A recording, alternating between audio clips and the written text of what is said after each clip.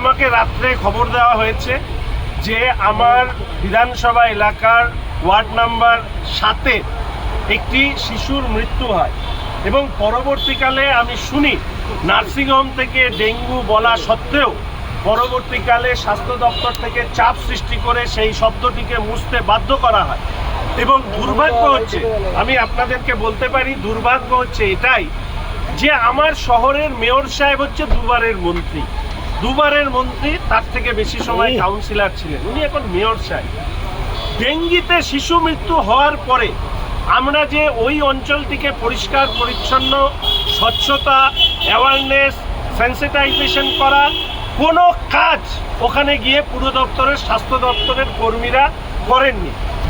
আমার ধারণা, আমি জানি না যে মাননীয় মেয়র সাহেব কি মন্ত্রিত্ব হারানোর বা হেরে যাওয়ার শোকে এখনো আচ্ছন্ন আছেন।